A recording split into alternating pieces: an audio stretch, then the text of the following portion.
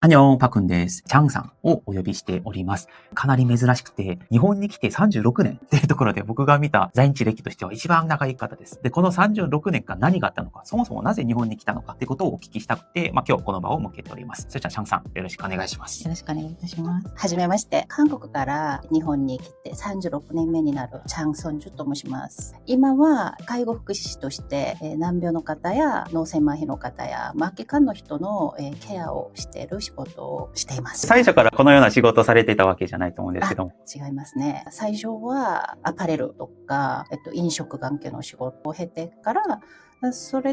ろいろ家族の死、別れを経験してからこの仕事を関わるようになりました。じゃあ一つ目の質問ですが、日本に来る前に韓国で日本に対してどのようなイメージを持っていたのか。好き嫌いもなったら高校生の時にたまたま読んだファッション雑誌カンカンとかアンアンとかその雑誌の見ながらとても日本に対していいなって感じで憧れ深く関わるようになったきっかけは何ですか？高校卒業して私は、化粧品会社に勤めたんですけれども、その化粧品会社が日本の資生堂化粧品とすごく深く関われて、たまたま日本から講師たちが来ていろいろ日本の化粧品紹介したりとかして、そこも講演ができて行けたらいいかなって日本にチャンスがあったら行きたいなって感じで講演ができましたね。最初日本に行くってなったきっかけは何でしたか？姉が日本で事業をやってたんですが、事業を大きくしたいってことで連れてこられるようになってお化粧品会社で実は1年後に日本に1年間研修って感じで来るはずだったんですけどその前にも姉が会社辞めてほしいどっちみち日本に行くことになるからいいかなってその時日本語は喋られる？全く喋れませんでした。日本に来て日本語学校入って勉強して、それで全然わからなくて、カタカナひらがなも書けない状態で突然連れてこられて、結局6ヶ月で韓国まだ戻って日本語教室かな、そこ行って1ヶ月勉強してそれでまだ日本に戻ったんです。その6ヶ月間って苦労されたかなと思ったんですけど。苦労しました。わからないし、で新宿東口で道迷っちゃって、日本語学校から帰りに出口がいっぱいあって、東口、南口、北口があって、迷うとわかんないんですよね。それで駅から家まで20分しかかからないのに1時間半かかって家に帰って、もう大変でした。じゃあその大変な6ヶ月があったのになぜまた戻ろうってなったんですか？やっぱりなんか大変だったけどワクワクしましたね。日本に最初飛行機に降りた時に温かい懐かしい感じがしたんです。わけわかんないけどなぜかなと遠い国に来たって感じじゃなく懐かしいんだろう来たこともないのにってその気持ちわかります懐かしい感覚。韓国より日本にいる方が居心地がいいんですね。なんかどのようなタイプが日本と合ってたイメージですか？ゆったり過ごす。あと時間の流れがゆっくり感じるのと、あんまり周り気にしなくてもいい。一人が好きなので、私意外と人とおしゃべりしたり、友達とかもブレを作って歩いたりするのあんまり好きじゃなくて、なので自分の誠実によく合うところなのかしら。日本に来てなんかこの時点で長く住むだろうなみたいな、それを考えた時期があったと思うんですけども、それはいつどんなタイミングでしたか？囚人の死を体験した看取り、ケアをした時期があって、その時と離婚したり結婚して離婚したり、まだ付き合ってた恋人が亡くなったりとか、そういういろんな体験をした後に、私修行してるのかな、人生の12年間いろんなことがあって、同じ世代の女性が体験できないすざましいことを体験してて、その時に自分では使命があって修行させられたんだなってことが分かって、それでここで自分を変えてみたいってことで、日本だから可能だったんだと思いますね。いろんなこと体験しながら戦いながらここまで生きてこられたって感じですね。この修行を結びつけるためにも、また日本で頑張っていかないといけないみたいな感覚ですか？そうですね。今やってる仕事はほとんど命の余命宣告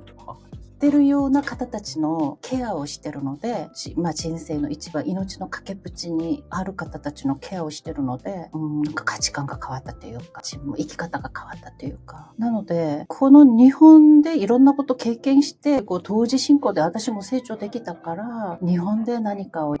役に立てたい。こんな私でももっと生きてみたいとか、そういう気持ちになったと思います。じゃあなんか結びつける目標に対して今どこまで来たか。この仕事15年目なんですけれども、15年目でやっと分かったっていうかな。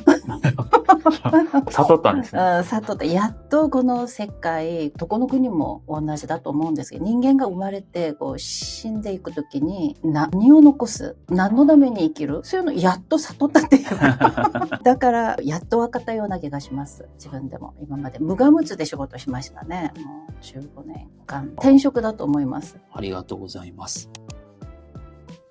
じゃあ最後の質問ですけれども、一番最初の日本に行くっていう決定に対して、どう振り返っているのかを教えてください。運命でしたね。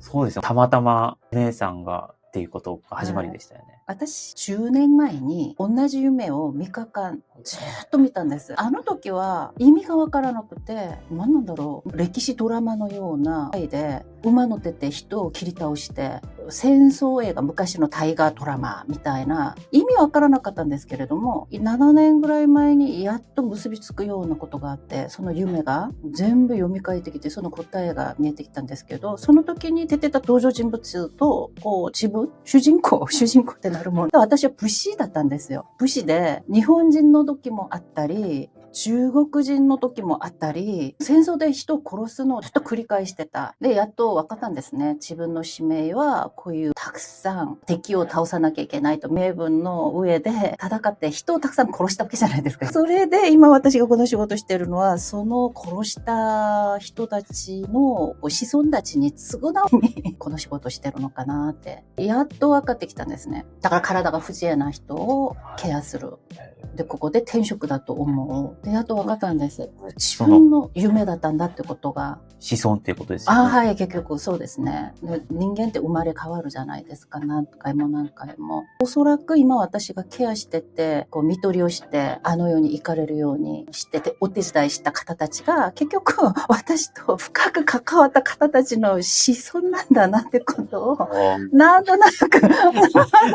分かるんです。こうやって綺麗にストーリーがなんか結びつくっていうのもなかなか難しいんですけれども、すごいですね。日光行ったり、熱海行ったり、なんか神社とかそういうところで必ず寄るんですが、その日光行ったり熱海行ったり、神社寄ると懐かしいんですよ。この景色見たことあるとか、初めて行ってるのに、なんか、ここでなんか昔私言ったことあるとか、一瞬なんか読み替えたり、なんか何だったんだろうなと、あの時はなんでわからなかったんですけど、今考えてみたら、その過去世の自分の姿をそこ行った時に被ったんだなってことがやっと分かったんです。ありがとうございます。